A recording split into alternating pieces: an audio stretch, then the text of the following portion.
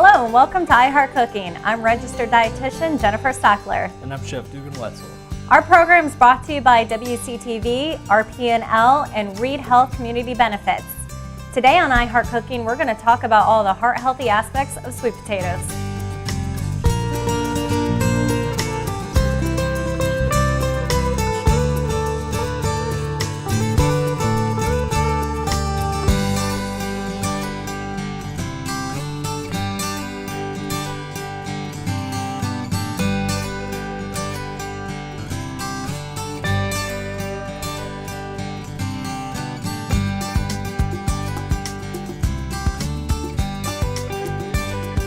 On this episode, we're going to be talking about sweet potatoes and the versatility that you can have with them as well. We have two different dishes. We're going to be making a sweet potato quiche and sweet potato nachos. And it's amazing how much nutrition's impacted into these, or in these sweet potatoes right here is compacted with nutrition. We'll talk about that along the way throughout this throughout this episode. But let's get started with one of our recipes, which is going to be that sweet potato quiche. And we're going to be adding some spinach and bacon today. Absolutely. So it should be good and exciting, something different. Certainly. So the first thing we're going to do, we went ahead and peeled the sweet potato, kind of took off all the skin, got some flat spots to work with. We're just going to get a box grater and we're going to shred the sweet potato because this is going to be our crust. And you know, that might seem different, might seem you know, something that you're not normally used to, but bear with us here and we'll show you how actually it does work out really well as a crust. So just going to run it through the box grater and shred it. You could use a food processor for this as well. That's something, to me, I'm always a little scared of these things because I always feel like I nick my knuckles on them. I have to be very careful. I know it's how the technique and how I hold it. As you see, Dugan's holding it. He's keeping his fingers far away from there. But yeah, I mean, I use them, but I tend to gravitate towards my food processor for these things. Completely understand, yeah. It's just moving them around, like Jennifer said. You know, you go for a little bit, and then you'll switch it up, use a different side. Just really all you're doing is protecting your fingers, moving. What I like to do is find a corner piece and start there. And then just let the blades kind of smooth out the potato. And when that happens, move over to the next one. Do it again. You want about 2 cups of sweet potatoes. That's what it's going to take to make this crust. So we're using a regular 9-inch pie pan. We're going to spray it with cooking spray. And then we're going to take the sweet potatoes and kind of just form it around the edges there.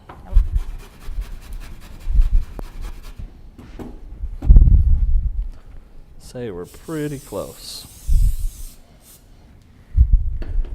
If not there. Okay. Put some gloves on. Now with the sweet potato crust, you're going to put it in the oven, 400 degrees. You're going to cook it, I don't know, maybe 20 minutes or so until it gets nice and firm. The edges will start to brown for you, just like a regular pie crust would. So when you're putting the sweet potato into your pie crust, same thing as when you're making actual pie dough. You want to make sure that it's an even thickness all the way through. If you don't, some parts are going to cook faster than others. Some parts won't cook at all. Then you're inconsistent with everything. So make sure when you're pressing it in there that everything is the same. Now, some nutrition things with these sweet potatoes. The one that's most commonly known is this nice bright orange color. That is that color the beta carotene synthesizes into your body into vitamin A. So vitamin A we know is really good for our eye support. The other thing is sweet potatoes are actually known to have a lot of potassium in them as well. So that's something that it can actually help with hypertension and blood pressure control. Now, again, if you're someone who, let's say, has renal disease and you're at the end stage renal disease, sweet potatoes are really hard to incorporate into the diet because a lot of times we're eliminating possibly a lot of the potassium that you're consuming.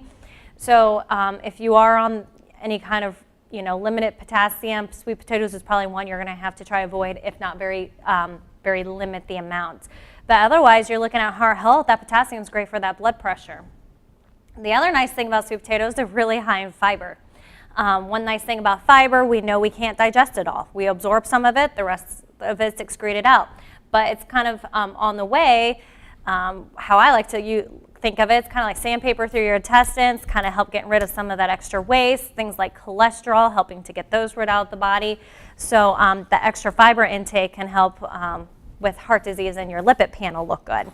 Also, working through the GI tract, it's going to help with regulation as well. So lots of benefits of sweet potatoes, lots of areas throughout the body, a lot more nutrition in there. Besides that, you got a lot of different vitamins and minerals in there that can help in all areas. But yeah, sweet potatoes, a lot of times I gravitate towards those a lot more than I do regular potatoes, just because of the added benefits from them. Absolutely. So you're looking here about an average size sweet potato. This is about what's left from it. And you've made your pie crust. It will be really loose because there's nothing binding it. Yep. Now, what's going to happen is that's going to cook, and like the insides of a regular sweet potato, once it's cooked, it gets soft, and it kind of turns into a mush almost. So that's what's going to happen. You're going to pull it out, add your vegetables, your eggs, and we're going to put it back in there and cook. So real quick, we're going to put this in the oven and get a nice crust on it. Absolutely.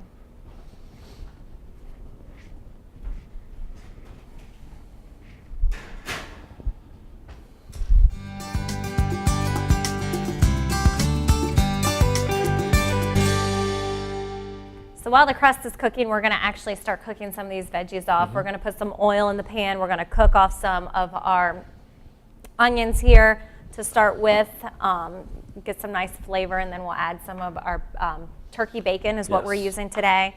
And then we'll be adding our spinach and some of our herbs as well. Absolutely. So we put our oil in. Yeah, it's starting to heat up, but we're not quite there yet.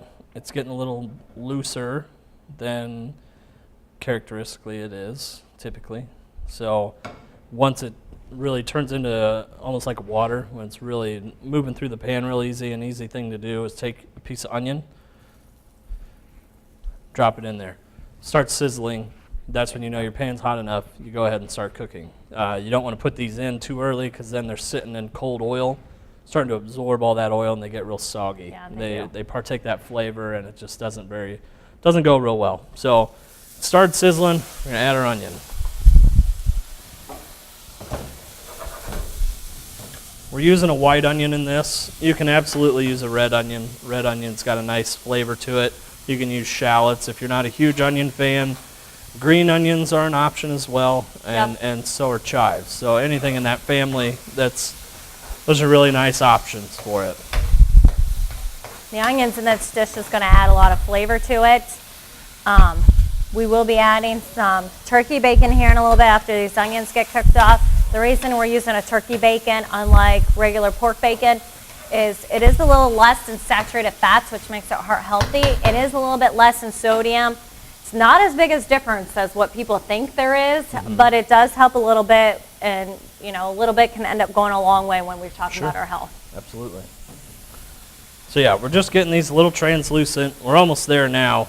So what we did is we took some raw turkey bacon, chopped it up into pieces, because with all once this cooks off, it's going to shrink anyways. It's going to get smaller. So you don't want to cut them too small because then they'll burn. They'll get really bitter, and the flavor's not really good if you cut them too small. So I'm just going to stir that one more time. Go ahead and add our turkey bacon.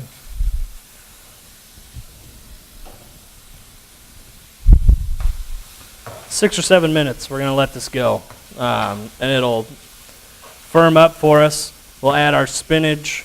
We're using a frozen spinach. We let that thaw, and then what we did was kind of press it. Paper towels, press out that moisture.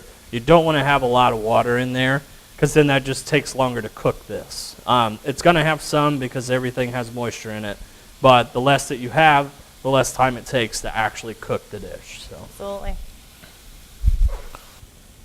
So while this is cooking, we're actually going to mix up our egg mixture for the quiche part of it. That way it's ready to go when everything else is ready and the quiche is ready to take out of the potato quiche is ready to take out of the oven too. For this, we're actually going to do 1 whole egg, and then we're going to do 3 egg whites, getting rid of the yolks there. Extra fats there, so you're looking at more heart healthy, less Right. saturated fats is what you're looking at too. And, you know, the yolks do have a little bit more cholesterol than the egg whites do at the same time. So all of these different steps we're using is making it more of a heart healthy dish. I personally like to put gloves on and work with the eggs. I feel like I've got better control over it with my fingers. You know, pulling the whites off the albumin, getting rid of the yolk. You know, I feel like with the shells, it's a jagged edge, it's a jagged corner. It's really simple to break open those yolks inside there. So I prefer to use my fingers. Especially depending on the age of the egg too.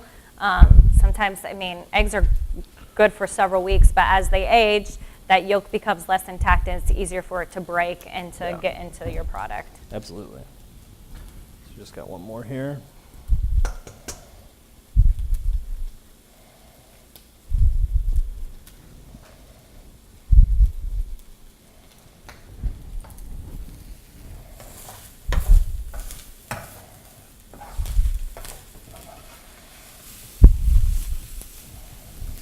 So we have all of our eggs, our egg whites.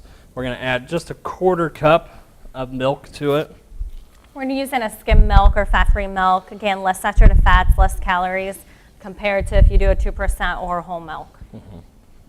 Then we're just going to give that a quick whisk to get everything together.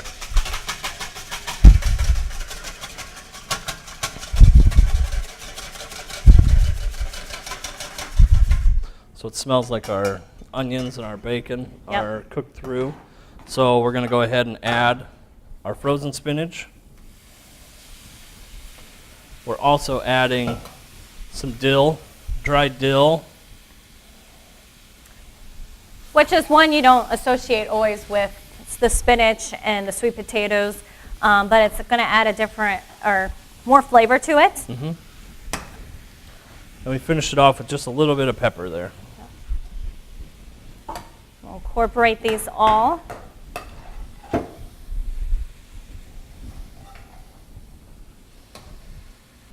So we're going to go ahead, check on our sweet potato quiche here. It's looking really good. Sides are, you know, got some nice Lightly color brown on them. there. Yeah. It's really kind of sealed. It's pretty firm. So we're going to go ahead and sit this here. Once the we're going to go ahead and add our spinach, our turkey bacon, our onion mixture straight into the quiche. Say a lot of that water, like you mentioned with the spinach, is cooked off. Mm-hmm. We'll just layer that on there, and then we'll put that egg mixture on top, and then it will go back in the oven to be cooked. So this egg mixture is simply just a binder holding all of those vegetables together inside that crust. What we're going to do, just a little bit of added salt.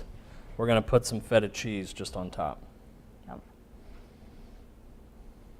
It's going to melt a little bit, but not enough that it's really going to hold stuff together. It's just going to add a flavor profile to it. Absolutely. So now that that's done, we're going to go straight back in the oven. Say about a half an hour. Give it 30 minutes and we'll have a finished product here.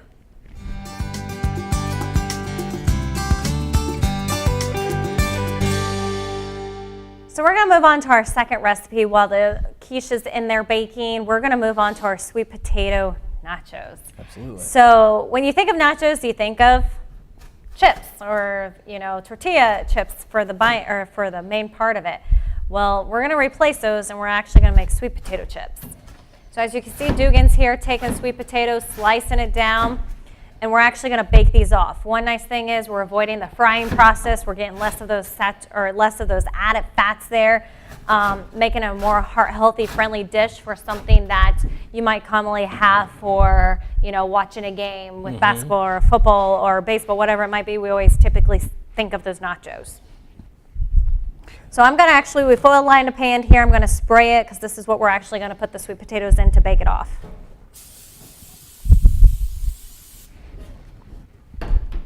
You want these to be fairly thin because they're only going to take about 10 minutes in the oven, 10, 15 minutes. 400 degrees, I believe. Not very long at all. So we're going to put our chips here in a pan. A little bit of oil over the top of them. Chili powder. Garlic powder, really take it to a more savory stage, and some paprika. So what we're going to do, I'm going to get a glove, we'll toss them together, add them to our pan, and let them go for about 10 minutes in the oven. We'll look at them, kind of see how they're doing. If we need to flip them, we will, and then do another 5 minutes or so.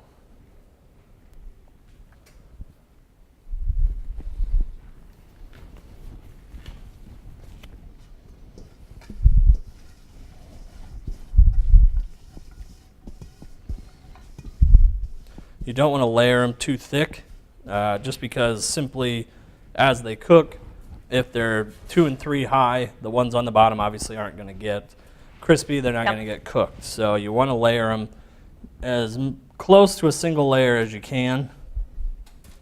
You want that crispiness, otherwise, again, like Dugan said, it's not going to be associated with a typical taco dish.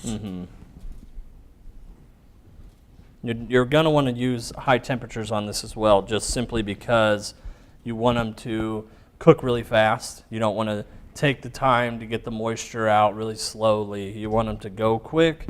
You want to almost shock their system a little bit and cook fast and help so get that firm crunchy. Up. Yeah.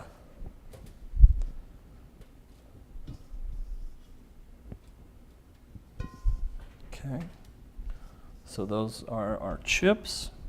They're going to go straight into the oven. We'll check them in about 10 minutes or so. So we're going to go ahead and pull the quiche out. Our cheese is starting to brown. We went ahead when we put the chips in. We noticed that the outsides were getting a little bit more brown. So we just kind of put some foil around it just to tin it to stop it from continuing to cook. We don't want those edges to be too crispy. We want the inside to get done. So that's something that I have done on quiches actually when not even using the sweet potato crust, just so you get a nice even cooking. We'll let this cool off a little bit, finish those sweet potato chips, and we'll get finalizing with the last details of both these recipes. Absolutely.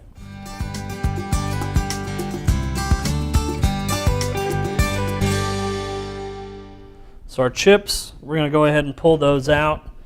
They're nice and dry, not moist. We're going to add our black beans, our cheese. Then we're going to put them back in just to kind of melt them. Just let that cheese melt over them. So really simple. This is a low sodium black bean, rinsed. Take it out of the can, put it in the strainer, run some water on it until it runs clear. Very simple. Nice, because it helps deplete some more of that sodium out of there, making it more heart healthy, especially since we're adding cheese on top of that. That will have a little bit of sodium there. You'll probably be thinking, how's those black beans going to stay on there? The cheese is going to help with that, but once you actually plate this and look at the nachos, you can actually pick it up like a chip with the black beans. So we just kind of want to warm it through for an easier bite. Yep. We're going to cut up an avocado. We've got a diced low sodium canned tomato as well as a topper. So a couple minutes, 3-4 minutes in the oven, and we'll be ready to plate.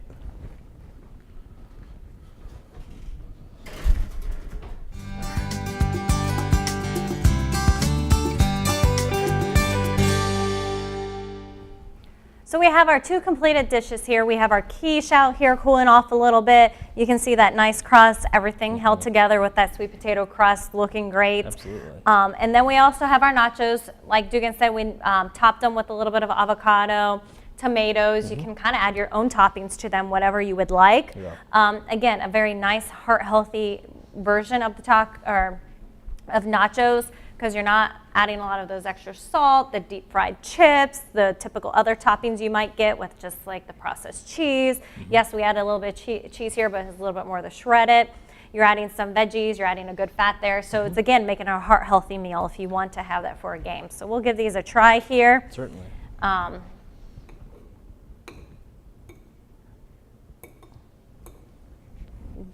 Get a little bit of the cheese in here, sweet potatoes and the spinach.